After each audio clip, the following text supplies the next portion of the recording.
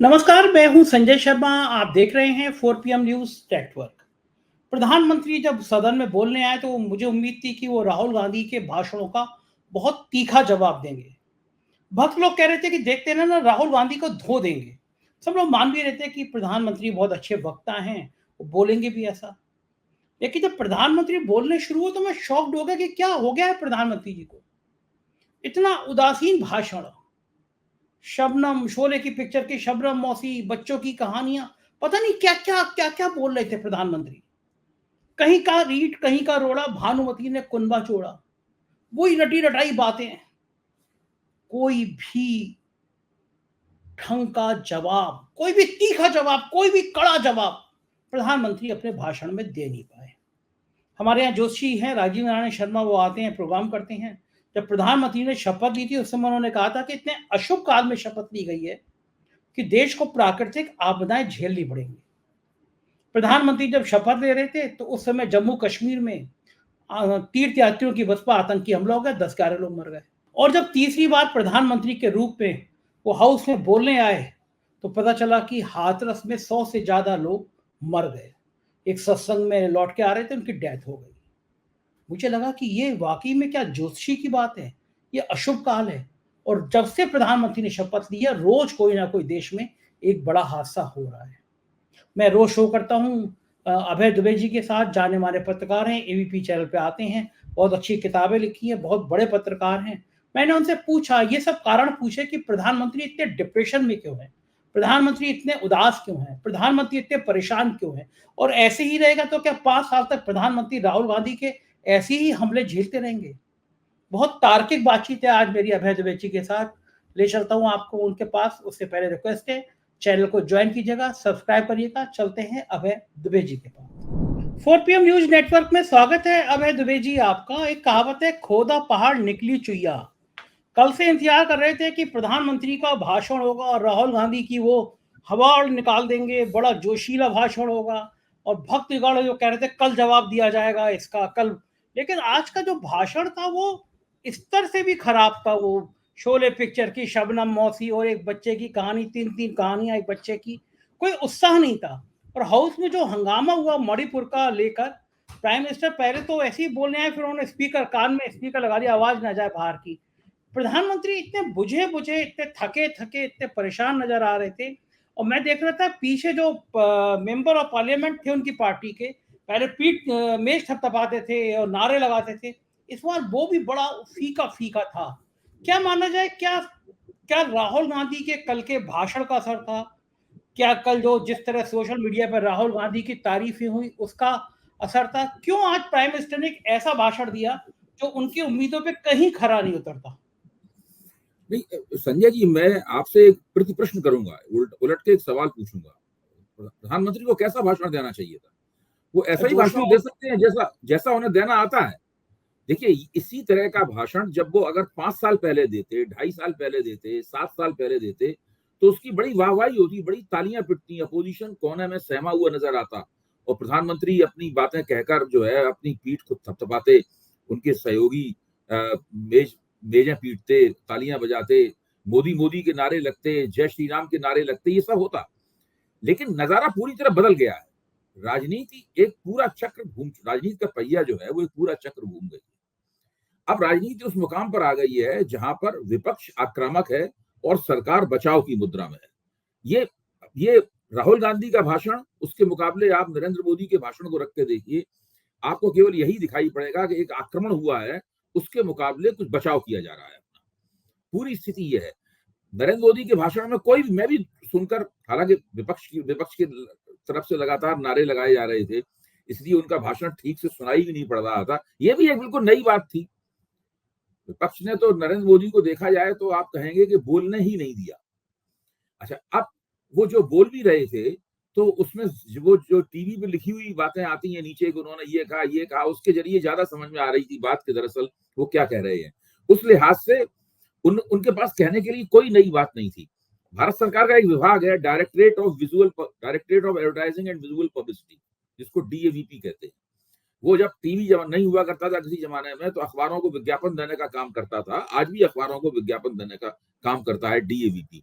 तो डीएवीपी के जिस तरह के विज्ञापन होते हैं, इसमें सरकार की उपलब्धियों की सूची होती है, एक चित्र होता है और सरकार ने ये किया, ये किया, ये किया, ये किया, इस तरह के एक-एक पूरे पेज के विज्ञापन होते हैं या बड़े-बड़े विज्ञापन होते हैं, ये सब सरकारी योजनाओं की जानकारी होती है उनमें, उनके अंदर। प्रधानमंत्री के भाषण का एक बड़ा हिस्सा तो डीएवीपी के विज्ञापन जैसा था, जिसमें वो अपनी योजनाओं जो उन्होंने जो किया, पहले लोगों को सिलेंडर नहीं मिलता था, हमने लोगों को सिलेंडर दिए, वगैरह वगैरह, इस प्रकार की बातें। ये बातें तो पिछले 10 साल में वो बहुत बार कर चुके हैं। अच्छा, पिछले 10 साल में यानी कितनी बार कह चुके हैं कि भाई कांग्रेस चुनाव नहीं जीत पा रही है, कांग्रेस पिछड़ी जा रही है राजनीति में और कांग्रेस की संख्या लगातार कम होती जा रही है। इस बार उन्होंने कह दिया कि इस बार 99 को नहीं छू पाई, और ये बताना भूल गए कि भाई हम 272 को नहीं छू पाए। तो ये जो पूरी स्थिति है, नरेंद्र मोदी के पास अब नया कुछ भी कहने के लिए नहीं रह गया है। क्योंकि कहने के लिए नहीं है, इसलिए करने के लिए भी नहीं है। जब आपके पास करने के लिए कुछ नया होता है तो आप उसको कहते हैं। नरेंद्र मोदी के पास न कहने के लिए कुछ नया है, न करने के लिए कुछ नया है। राजनीति करने का उन्हें एक ही तरीका आता है, इसलिए वो ये पूर्वानुमान लगाने में भी असमर्थ हैं कि विपक्ष की इस बढ़ी हुई ताकत का कुल मिला के राजनीति के ऊपर क्या असर होगा। अब जैसे उन्होंने ये कल्पना नहीं की थी कि लगातार जब तक वो बोलेंगे, लगातार विपक्षी बेंचें नारे लगाती रहेंगी, इसका उन्होंने पूर्वानुमान नहीं लगा पाया था। कल राहुल गांधी जो बोले, उसका पूर्वानुमान नहीं लगा पाया। सोचिए आप, राहुल गांधी के भाषण की हम लोग बहुत चर्चा कर रहे हैं, आप महुआ मैत्रा के भाषण को देखिए जो उन्होंने कल दिया। क्या वो छोटा मोटा भाषण था? सही बात है, बहुत शानदार भाषण था। कि इतना शानदार भाषण था, मैं कहूंगा कि भारतीय जनता पार्टी और एनडीए के सदस्य उसको भौचक्के होकर स्तब्ध भाव से सुन रहे थे।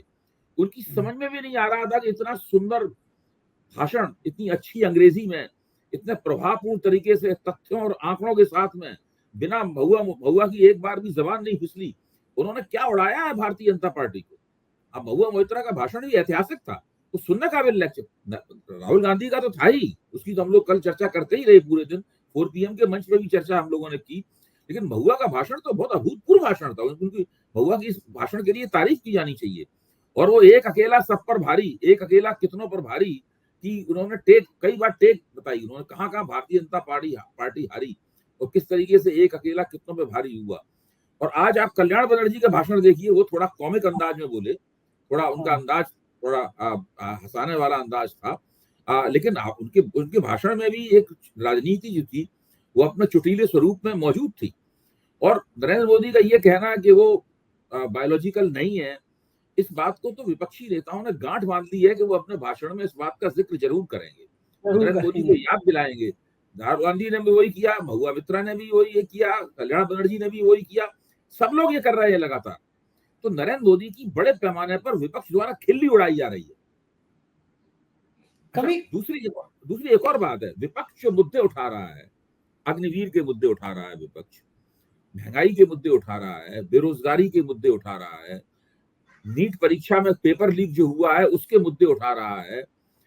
उनकी तरफ, सरकार की तरफ से उनके बारे में कुछ बोला नहीं जा रहा।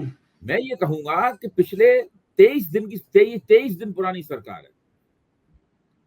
इस 23 दिन पुरानी सरकार में जो किया है नरेंद्र मोदी ने और कहा है, मेरा मानना है कि अगर आज सर्वे कराया जाए तो आप पाएंगे पूरे देश में जो लोकसभा चुनाव के दौरान एंटी इनकम्बेंसी थी उसमें कुछ बढ़ोतरी हो गई है। मैं बता रहा हूं, हर महीने इनके खिलाफ एंटी इनकम्बेंसी में बढ़ोतरी होगी, क्यों उनके पास न कुछ कहने के लिए नया, न करने के लिए। अगर कुछ होता तो ना बड़े पैमाने पर एक ब्लूप्रिंट बड़े पैमाने पर एक ब्लूप्रिंट बनाते और एक नए अंदाज में निकल कर आते, ताकि जनता को आश्वासन दे पाते कि हम ठीक है, हम चुनाव बहुमत से नहीं जीते, लेकिन हम एक गठजोड़ सरकार चला रहे हैं और हम आपकी नए तरीके से सेवा करेंगे। ऐसा करने के लिए उनके पास कुछ भी नहीं है, वही सब पुरानी बातें दोहरा रहे हैं, कुछ भी नया नहीं है। आप तो अभय जी नहीं मानते हैं ज्योतिष को और पूजा पाठ को, लेकिन मेरे जो एस्ट्रोलॉजर आते हैं मेरे शो पे, राजीव नारायण शर्मा, उन्होंने कहा कि इतने अशुभ काल में उन्होंने शपथ ली है कि देश को बड़ी प्राकृतिक आपदाएं झेलनी पड़ेंगी। ये उन्होंने कहा था शपथ लेते ही कि ये बड़ा अशुभ काल है। और उन्होंने कहा था कि पुराने जमाने में राजाओं की भी शपथ सूर्यास्त के समय नहीं होती थी, सूर्योदय के समय होती थी। राजा का मतलब सूर्य होता है। खैर, उन्होंने अपने ज्योतिष के अंदाज में बताया। प्रधानमंत्री जी जिस समय शपथ ले रहे थे उस समय कश्मीर में आतंकी हमला हो गया तीर्थयात्रियों की बस पर, 11 लोग मर गए। आज प्रधानमंत्री जी तीसरी बार जब पहला भाषण दे रहे थे सदन में, तो हाथरस में हादसा हो गया, 100 से ज्यादा लोग मर गए। प्रधानमंत्री जी ने बीच में ही अपने भाषण में शोक व्यक्त किया। अभी ये कहा कि उन्होंने कि बड़ा दुख है कि हादसा हो गया, लेकिन भाषण नहीं होगा अपना बीच में। एक के बाद एक घटना, अभी महीना भर नहीं हुआ है, जितने भी दिन हुए हैं अभी उतने दिनों में 20-22 दिनों में कोई दिन ऐसा नहीं जा रहा है कि कोई बहुत बड़ी अशुभ घटना देश के सामने हो नहीं रही है। क्या हो रहा है? मतलब ये कुछ संयोग वयोग होते हैं ऐसे कि आप तो नहीं मानते हैं, लेकिन तब भी मैं आपसे पूछना चाहूंगा कि ये एक ज्योतिषी कह रहा है कि प्राकृतिक आपदाएं आएंगी, बहुत अशुभ काल है, और उसके बाद लाइन लग गई है, मतलब एक दिन खाली नहीं जा रहा है। आज इतना बड़ा नहीं, हादसा देखिए, हो गया, आप 100 से जो बात कह रहे हैं वो एक तथ्य है कि पिछले 23 दिन के अंदर देश में कई बड़ी दुर्घटनाएं हुई हैं, और उन दुर्घटनाओं की जिम्मेदारी या तो भारतीय जनता पार्टी की केंद्र सरकार की है या भारतीय जनता पार्टियों की राज्य सरकार की जिम्मेदारी है।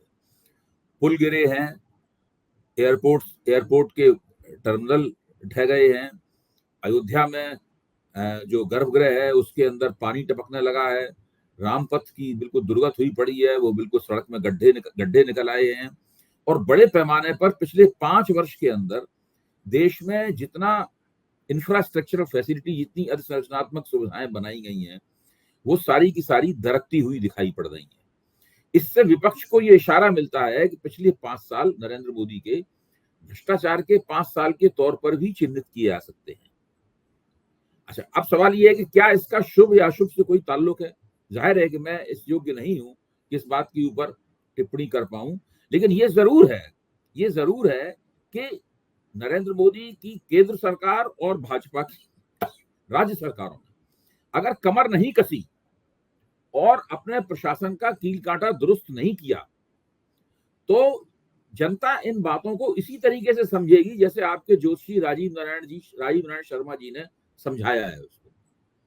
तो हमारे ऐसे राजनीतिक समीक्षकों की बात जनता कम मानेगी, राजीव नारायण जी की बात जनता ज्यादा विश्वास करेगी, क्योंकि जनता में आमतौर पर शुभ और अशुभ के सवाल को लेकर, भविष्य को लेकर, इन पाप और पुण्य को लेकर, इन तमाम सवालों को लेकर जनता में एक आइडिया ऑफ सेक्रेट, एक पूरा पवित्र अपवित्र का एक विचार जनता में हमेशा रहता है।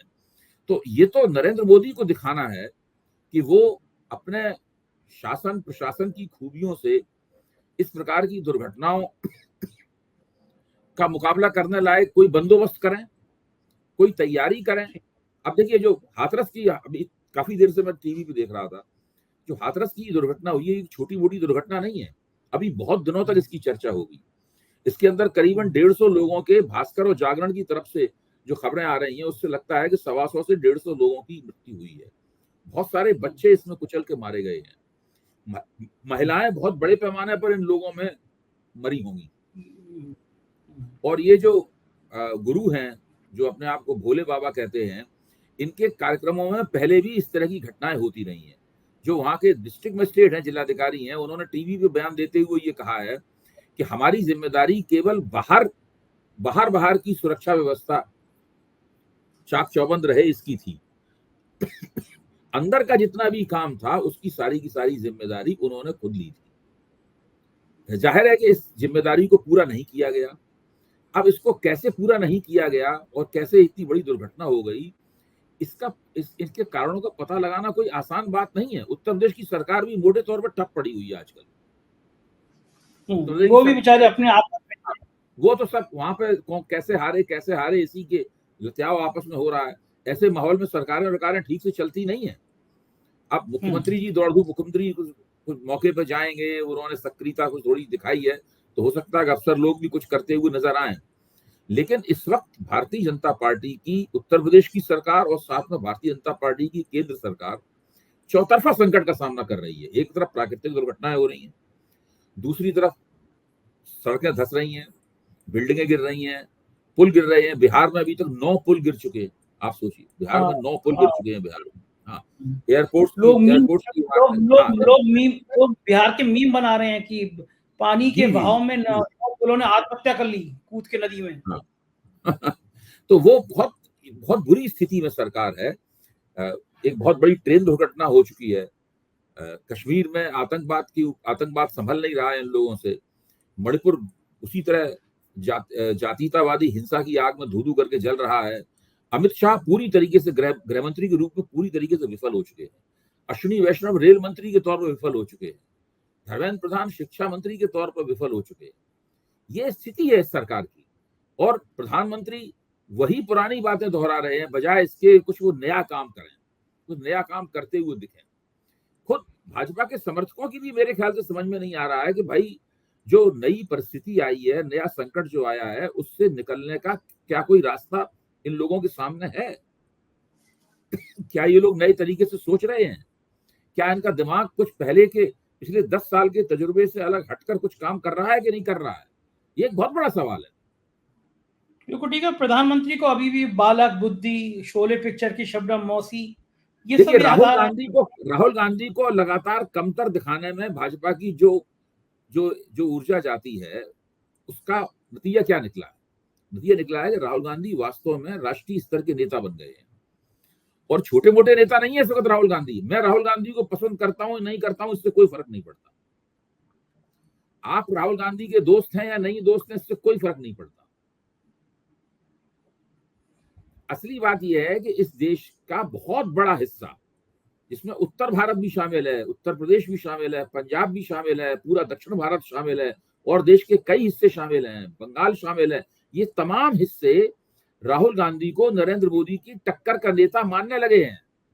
और अगर इसी तरह परिस्थिति बनी रही, चलती रही, उसमें नरेंद्र मोदी ने कोई बेहतर हस्तक्षेप नहीं किया, जो कहते हैं कोई गेम चेंजर मूवमेंट नहीं आया, अगर इसमें नरेंद्र मोदी की तरफ से कोई गेम चेंजर मूवमेंट नहीं आया, तो कुछ दिनों में राहुल गांधी की लोकप्रियता नरेंद्र मोदी से राष्ट्रीय स्तर पर बहुत आगे चली जाएगी।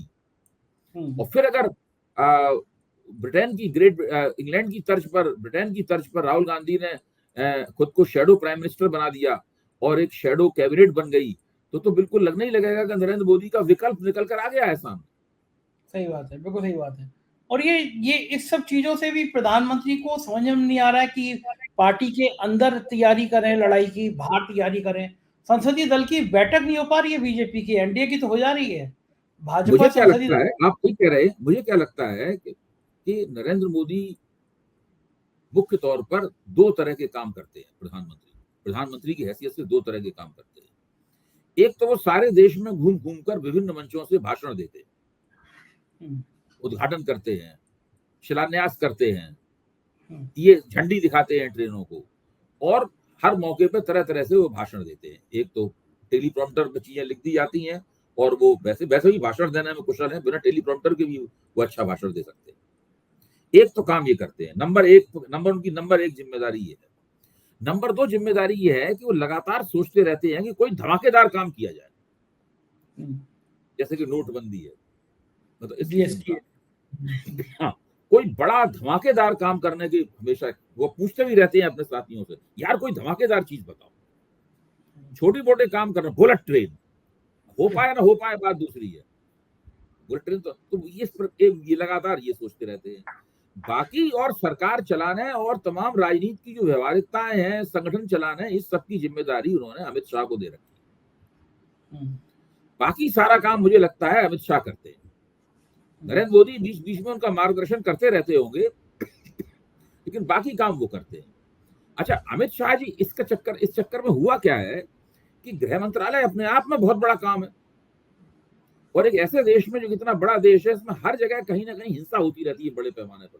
भारत एक ऐसा देश, आजादी के बाद से आप कभी भी देखिए, कुछ ना कुछ हिंसक गतिविधियां किसी न किसी क्षेत्र में हमेशा होती रहती हैं। तो गृह मंत्रालय की जिम्मेदारियां बहुत हैं, और अमित शाह इसीलिए गृह मंत्रालय की जिम्मेदारियां ठीक से नहीं निभा पाते, क्योंकि उन्हें संगठन का भी काम देखना है, उन्हें सरकार के और दूसरे कामकाज भी देखने हैं, तरह तरह के प्रबंधन देखने हैं। हरियाणा में चुनाव भाजपा अकेले लड़ेगी कि किसी गठजोड़ में लड़ेगी, ये वक्तव्य भी अमित शाह की तरफ से ही आना है। और योगी आदित्यनाथ को कैसे ठीक किया जाए, ये भी उन्हें देखना है। योगी आदित्यनाथ को कैसे कोने में धकेला जाए, उनके दरवाजे पे कैसे हार का ठीकरा फोड़ा जाए, इसकी साजिश करने का काम भी उन्हीं को करना है। तो सारे काम उन्हें करने हैं अमित शाह को। तो देखा जाए तो अमित शाह इस देश के डिफेक्टो प्राइम मिनिस्टर हैं, नरेंद्र मोदी इस देश के डिजूरी प्राइम मिनिस्टर हैं। लेकिन इन स्थितियों में क्या लग रहा है आपको 5 साल अभी और काटने हैं? स्पीकर महोदय तो आज बड़े गुस्से में थे। प्रधानमंत्री मुझे बोल तो रहे थे तो देखिए मन विपक्ष की जो आक्रामकता है और इस सरकार का जो सकपकाया हुआ रवैया है, सरकार वास्तव में सकपकाई हुई है। जो सकपकाया हुआ रवैया है उससे मुझे नहीं लगता ये सरकार जो है वो 2.5 साल से ऊपर चल पाएगी। हद से हद 3 साल। उसका कारण है अभी 2 चुनाव होने वाले हैं हरियाणा के, 3 चुनाव होने वाले हैं हरियाणा का, झारखंड का और महाराष्ट्र का। इन तीनों चुनावों में भारतीय जनता पार्टी की जीत और हार, जैसे क्रिकेट का मैच जब शुरू होता है ना तो आ जाता है कि कितने परसेंट किस टीम के जीतने की उम्मीद है। तो इस वक्त हालत यह है कि 85% अगर विपक्ष के जीतने की उम्मीद है तो भाजपा के जीतने की उम्मीद केवल 15 या 10% है। फिर अगले साल बिहार में और दिल्ली में चुनाव होने वाले हैं, वहां भी लगभग यही स्थिति है। तो अगले 2 वर्ष भारतीय जनता पार्टी के मोटे तौर पर अगर उन्होंने कोई बहुत बड़ा चमत्कार नहीं कर दिया तो चुनाव हारते हुए गुजरेंगे। तो उस स्थिति में इनका उबर पाना, जिसको रिकवरी मारना कहते हैं, वो तकरीबन नामुमकिन है। हाँ, अब नरेंद्र मोदी को लगता है कि अगर कोई वो बड़ी चीज, धमाकेदार चीज सोच के आए हैं, कोई ऐसा कदम उठाए हैं, लेकिन अब उनको पूरा बहुमत नहीं है उनके पास, लगातार पूछताछ करके सारा कदम उठाना पड़ेगा। अच्छा, दूसरी असली बात अर्थव्यवस्था में क्या है, अर्थव्यवस्था में लफाजी नहीं चलती है भाई। वो तो अगर सीधा वो तो लोगों की जेब में पैसा जाएगा तो लोग खुश होंगे। वहां आप कितना बढ़िया भाषण देते हैं, आपने कांग्रेस के लिए क्या कह दिया, आपने राहुल गांधी का कैसे मजाक उड़ा दिया, आपने सोनिया गांधी की चुटकी काट ली, आपने विपक्ष को कुछ बोल दिया और आपको तालियां मिल गई, मोदी मोदी लोग आपकी मीटिंग में चिल्ला दिए। इससे अर्थव्यवस्था की उपलब्धियों का विकल्प नहीं है ये। अर्थव्यवस्था में तो आपको कुछ करके दिखाना पड़ेगा, लोगों की आमदनी बढ़ानी पड़ेगी, लोगों को रोजगार देने पड़ेंगे, महंगाई कम करनी पड़ेगी। अब इस वक्त सरकार के ऊपर बहुत दबाव है कि भाई आप जो कृषि उत्पाद हैं, जैसे गेहूं है, चावल है, आपने इसके निर्यात के ऊपर रोक लगा दी है चीजों पे। तो वो सब बहुत तरह के इनको निर्णय लेने हैं। देखिए, जब सरकार चुनाव में अपेक्षित प्रदर्शन न कर पाने के बाद दो हैं, अपेक्षित प्रदर्शन आपने सरकार में नहीं किया, आप विपक्ष में बैठे हुए हैं, बात खत्म हो गई। वो काफी मतलब उसमें सहजता होती है विपक्ष को, आपको सरकार को, जो सरकार बनी है आपको उसकी आलोचना करनी है, और खुद आप विपक्ष में बैठे हुए। आपने अपेक्षित प्रदर्शन नहीं किया फिर भी आप सरकार में हैं, तब फिर क्या है कि आपकी जिम्मेदारी और जटिल हो जाती है। आप समझ रहे हैं ना मेरी बात? अपेक्षित प्रदर्शन न करने के बावजूद आपको सरकार में है तो आपकी जिम्मेदारी जटिल हो जाती है। फिर आपको ज्यादा बुद्धिमानी, योग्यता, आउट ऑफ बॉक्स थिंकिंग, ये सारी काम करके दिखा जी। अभी तक भाजपा ने इसका झलक नहीं दिखाई है कि भाजपा ऐसा कर पाएगी। असल में वो बीजेपी को भी अब सोचना पड़ेगा ना, अगर मान लीजिए महाराष्ट्र और बिहार, झारखंड हाथ से निकल गया, तो बीजेपी के अंदर भी ये विचार शुरू होगा ना कि भाई जो चेहरा चुनाव जिता देता था, अब वो चेहरा बेदम हो गया, चेहरे में जादू नहीं रहा, उस चेहरे से चुनाव नहीं वो तो जीत रहा। लोकसभा चुनाव से तय हो। देखिए, नरेंद्र मोदी, सब लोग जानते हैं नरेंद्र मोदी, जब लोग विधानसभा चुनावों में नरेंद्र मोदी का प्रभाव अपेक्षाकृत कमजोरी रहता है। बहुत सारे विधानसभा चुनाव मोदी के नेतृत्व में हारे गए। पिछला हरियाणा का चुनाव भी कहां जीत पाए थे, उसमें गठजोड़ सरकार बनानी पड़ी थी। दिल्ली में आज तक नहीं जीते, कर्नाटक में हार गए, हिमाचल प्रदेश में हार गए, ये ठीक है, राजस्थान में, छत्तीसगढ़ में, मध्य प्रदेश में जीते, लेकिन तेलंगाना में हार गए, बहुत जगह हारते हैं मोदी जी। अब सवाल इस बात का है कि ये माना जाता था कि विधानसभा में भले ही मोदी जी का प्रभाव ना हो, लेकिन लोकसभा में मोदी जी के प्रभाव का कोई मुकाबला नहीं। वहां मोदी का जादू लोगों के सिर पर चढ़ के बोलता है, और उत्तर प्रदेश उस जादू में सबसे ऊपर था। जो उत्तर प्रदेश में पराजय हुई है उसने तो मोदी के जादू को एक पोली जमीन पर खड़ा हुआ जादू साबित कर दिया। वहां ना मोदी की चली, ना ही आदित्यनाथ जी के बुलडोजर मॉडल की चली, ना दोनों की जोड़ी जो कही जाती थी मोदी योगी की जोड़ी, उसकी भी नहीं चली, कुछ भी नहीं चली। तो ये जो पूरा मामला है, ये इसकी भाजपा ने सोचा नहीं था कि ऐसा होगा भाजपा के साथ में। ठीक बात है, और उस पे भी कोड़ में खाज की हर बार मोदी के सामने अवधेश प्रसाद को बिल्कुल सामने लाके बिठा दिया जाता है, अयोध्या से जीते हुए सांसद को, और देख के मोदी को गुस्सा होगा भाई। लोकसभा में अवधेश प्रसाद सामने बैठे रहेंगे, राहुल गांधी सामने बैठे रहेंगे, राहुल गांधी ऐसे भाषण देंगे, एक नहीं अभी कई भाषण देंगे, जैसा उन्होंने कल भाषण दिया था। उसके बाद में जितनी भी कमेटियां होंगी उसमें विपक्ष का नेता मोदी के सामने बैठेगा। हर सरकारी कार्यक्रम में विपक्ष के नेता को निमंत्रण दिया जाएगा। विदेशी अतिथि जो है विपक्ष के नेता से मिलेंगे, प्राथमिकता के साथ मिलेंगे, क्योंकि विपक्ष का नेता तो प्रधानमंत्री के बाद उसकी हैसियत होती है सीधे सीधे। हाँ, और हिसाब किताब भी मांग सकता है वो लोक लेखा लगातार मांग सकता है हिसाब किताब, काम ही उसका हिसाब किताब मांगना है। तो पूछेगा इलेक्टोरल बॉन्ड में क्या हुआ? क्यों नहीं पूछेगा? अभी इलेक्टोरल बॉन्ड के ऊपर भी देखिए, अभी लोकसभा में इलेक्टोरल बॉन्ड के ऊपर भी चर्चा होगी, उसके ऊपर भी अटैक होगा सरकार के ऊपर। पूछा जाएगा कि भाई आप इस स्कीम का क्या कर रहे हैं। भाई सुप्रीम कोर्ट ने तो स्कीम को गैर संवैधानिक घोषित कर दिया और स्कीम को एक तरह से कूड़ेदान में फेंक दिया, लेकिन उस स्कीम के परिणाम स्वरूप जो कुछ पैसा जमा हुआ और जो पैसा पार्टियों में बटा, मतलब जो है उसका क्या हो रहा है, उसके बारे में हो सकता है कोई सुप्रीम कोर्ट में चला जाए, फिर से इसके ऊपर चर्चा शुरू हो जाए कि पार्टियों को जो पैसा मिला है उस पैसे का क्या होगा। तो बहुत कुछ हो सकता है, विपक्ष के पास करने के लिए बहुत कुछ है। मुश्किल बात यह है कि देखने में लगता नहीं है कि सरकार के पास करने के लिए बहुत कुछ है। क्या कोई तो प्लान बनाएंगे ना बनाएंगे मोदी जी? मतलब ऐसे अभी तक दिखाई नहीं पड़ा, अभी तक वो प्लान दिखाई नहीं पड़ा। मैं तो समझता था कि ये अपनी सरकार का उद्घाटन एक नई शैली में करेंगे, नए तरीके से आएंगे, एक घोषणा करेंगे कि हम इन चीजों पर पुनर्विचार कर रहे हैं, हम इन चीजों की फिर से समीक्षा कर रहे हैं, ये सब कहेंगे। अगर वो ऐसा करते, कमेटियां बनाते, अग्निवीर की समीक्षा की जाए, इसकी समीक्षा की जाए, एमएसपी वगैरह सबकी अगर ये बात करते तो विपक्ष को थमना पड़ता। हाँ भाई, ये विपक्ष को थमना पड़ता। विपक्ष को कहता कि हमने तो शुरू कर दिया सब ये काम। सही बात है भाई, आपने सवाल उठाया था, हमने सब बातों पर ध्यान दिया, हमने शुरू कर दिया। ये सब न करके उनका है हम तो भाई वैसे ही काम करते रहेंगे। इसका मतलब है आपके पास नहीं, इसका मतलब क्या है, आपके पास कोई नई योजना नहीं है। इसीलिए मैं कहता हूं, क्योंकि आपके पास करने के लिए कुछ नया नहीं है, इसलिए कहने के लिए भी कुछ नया नहीं है।